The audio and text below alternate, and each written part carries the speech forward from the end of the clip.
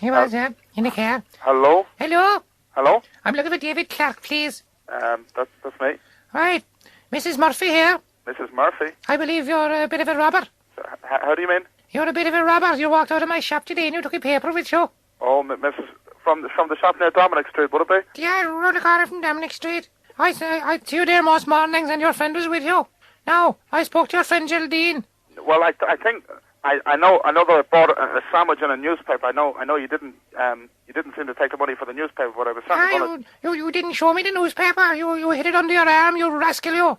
No, in actual fact, I gave you £5. My God bless you for a story, listen. No. I'll tell you now. What? I'm sick and tired of people coming down like you, students coming in, a poor old woman here and trying to run a business. Now, firstly, I'm not a student. I'm a post-grad. Now, there's a difference between a student and a post-grad, but I won't go into that. That's not the point. Now, the point I was trying to make is that I gave you £5 for a sandwich and a newspaper. Now, obviously, you made some sort of mistake, and I was going to call into you this afternoon and fix it up. Ah, well, listen to him. You know something, I've had some people try it on before, but this is ridiculous. You went over and you read the paper first, you put it under your arm. No, I wasn't about to tackle you in the shop and embarrass you in front of the customers. I thought you might make reparation to me. But I tell you, and you're obviously from Dublin, are you? I am from Dublin. Not that has anything to do with this, I might add, but yes, I am from Dublin. Now, you got your sandwich and you walked out with my paper. Now, hold on. Am I right in saying that you have gone to the trouble of phoning me up for the sake of 85p for a newspaper? Well, I asked Geraldine for your number, because it's the principle of the matter. It isn't the money as such. You know, I'm only trying to scrape a living out of this. Well, excuse me, I'm in the middle of trying to get some work done. As I said already, I am a postgrad. I'm a busy kind of a person. And I don't like to be interrupted for this kind of thing. As I said, I was going to call into you this afternoon, and I really don't see why you have to make such a big deal out of it. It's ridiculous as far as I'm concerned. Sure, it is easy for you to say it now in the heel of the hunt, but I'd say I never would have seen you again. Oh, look, I don't know.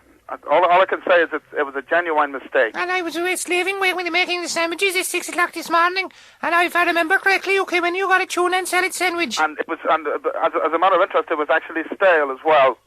How dare you? Yes, it was stale, absolutely, and the tuna tasted like rubber as well. Well, God bless you for a story. Listen, my sandwiches, they're the freshest sandwiches in Cork. No, I don't think so. This sandwich, I tell you, it bounced off the wall when I threw it at it. So, in fact, I should be demanding a refund rather than paying you money. If you're going to make such a big deal about it, then I think you should be refunding me. You're making a very big issue out of this. How dare you call my sandwiches stale? You come in, you little thief, you, and you walk out with the paper. No, I think you'll find, Mrs. Murphy, that you're the one who made the big issue. I was perfectly happy to let the rubber sandwich go, but seeing as you're so insistent on trying to get me to pay for this paper, then I don't see why I shouldn't complain back to you. I'm only thinking back now to the times you used to be coming in, you little Jackie, and what else did you steal from me? Excuse me, I'm not a little Jackie. I'm from Dublin. That doesn't mean I'm any better or any worse than anybody else.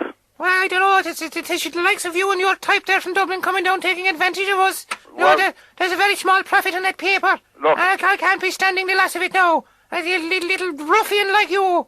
Well, excuse me. First of all, you've called me a robber, which I'm not. Second of all, you've called me a little Jackie from Dublin, which is totally unfair. And you call my sandwiches stale? Well, excuse me, that's not an allegation, that is fact. I think you'll find anybody who goes into that shop and anybody who bought a sandwich this morning will tell you exactly the same thing. How and I know in dare fact, you? No, excuse me. How dare you? My God, you're going to give me a heart attack here with the flutters in the heart. Come here to me.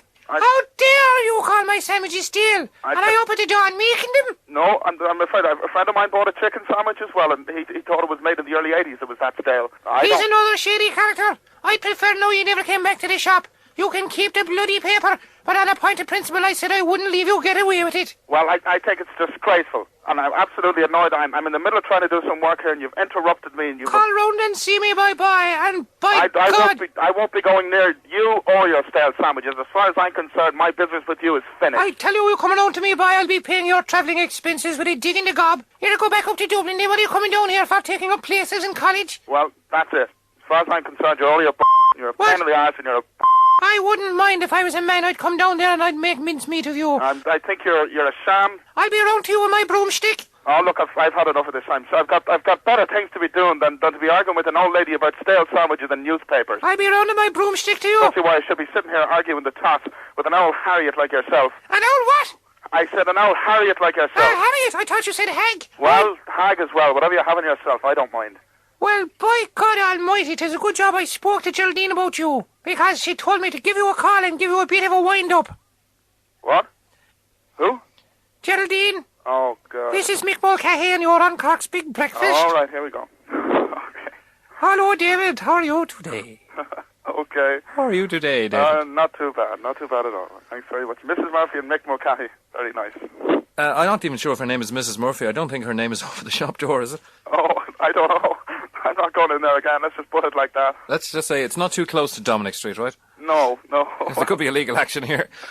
Making a caricature of the poor woman. Yeah, well... Listen, go back and pay for that paper, will you? Yeah, certainly. I'm going to go in this afternoon now, and I'm going to just keep her quiet, but... You're doing a postgrad course, David, are you? I am, yeah. I'm doing a postgrad course in media studies. Oh, I see. So... Maybe you'll get a job with us. Yeah. I'm running out of voices. Yeah. And my old woman isn't it? You know, I specialise in studies of old people. I put under my wrinkly old woman's voice there, so I hope you'll excuse me. Oh, well, David, it's been lovely talking to you. and you too. All the best now, love. Bye-bye. You have a nice day.